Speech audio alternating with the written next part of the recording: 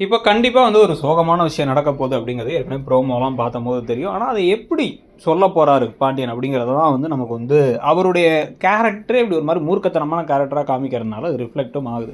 So முதல்ல எடுத்தோனே வந்து வீட்ல சாப்பிடாம காந்திமதி உட்கார்ந்திருக்க, அவங்கள வந்து சரி பண்றதுக்காக முத்துவேல், சக்திவேல் வந்துட்டு முத்துவேல் என்ன சொல்றாருன்னா, நம்ம தம்பிய இங்க வர சொல்லுங்க.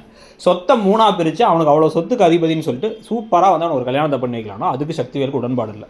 அவரு ப்ராப்பர் வில்லனா இருக்காரு. சொத்தும் பாதி பாதி தான் வரணும். ஆனா அதே சமயத்துல இப்ப வந்து சொத்த கூட வந்து இப்ப உங்க அண்ணனோட பொண்ணு ஓடி போனனால மொத்தமா நம்ம பையனுக்கே வச்சுக்கலாம்னு பார்க்குறாராங்கிறது தெரியல. ஸோ அப்ப இதுக்கு நடுவுல என்ன நடக்குது அப்படின்னு வந்து பார்த்தீங்கன்னா, கூட்டு போய் மாமாவ சரி பண்ணணும் அப்படின்னு பழனி வேல உட்கார வச்சு 3 பசங்களும் சேர்ந்து அவர குடிக்க வச்சு, சாப்பிட வச்சு, டான்ஸ் எல்லாம் ஆடி அவர சரி பண்ணி வீட்டுக்கு கூட்டு வராங்க. இதுக்கு நடுவுல தான் இப்ப ஒரு முடிவு பண்ணி காந்திமதி என்ன பண்றாங்கன்னா, பாண்டியன பாதி வழில நிறுத்தி, இப்படி வந்து என் பிள்ளையோட கல்யாணம் நடக்கணும். நீங்க என்ன அம்மான்னு சொன்னது உண்மை, அம்மா மாரின்னு சொன்னது உண்மையா இருந்துச்சு அப்படின்னா, என் பசங்கலாம் வந்து புரிஞ்சுக்க மாட்றானுங்க வரட்டு கௌரவத்துல. நீங்களாச்சும் புரிஞ்சுக்கிட்டு அவன வந்து எங்க வீட்டுக்கு அனுப்பி வைங்க. அவனுக்கு அப்பதான் கல்யாணம் நடக்கும். நான் சாகறதுக்குள்ள கல்யாணத்த பார்க்கணும் அப்படின்னு சொன்ன உடனே இவர் ஒரு முடிவு பண்ணிட்டாரு. சரி ஓகே அப்படின்ட்டாரு. இவருக்கும் கஷ்டமாக தான் இருக்குது. ஆரம்பத்துலேருந்து பழனிவேல் கூடயே இருந்திருக்காருங்கிறதுனால.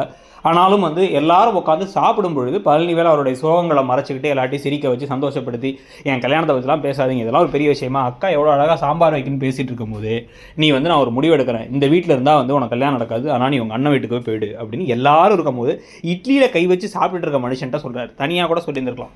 சொன்ன உடனே அப்செட் ஆகிட்டார் பழனிவேல். என்னது விளையாட்டுக்கு சொல்கிறாரான்னு பார்த்தா இவர் நிஜமாக சீரியஸாக தான் சொல்கிறாரு. வீட்டை விட்டு வெளில போடா, அந்த வீட்டுக்கு போ, இனிமேல் நீங்கள் இருக்கக்கூடாது, உனக்கு ஓ நல்லதுக்கு தான் சொல்கிறேன் அப்படின்னு அனுப்பிவிட போகிறாரு. இது அட்லீஸ்ட் கோமதிட்ட சொல்லவாச்சு செஞ்சுருக்கலாம். ஸோ இதை பற்றி நீங்கள் நினைக்கிறீங்கிறத சொல்லுங்கள். தேங்க்யூ.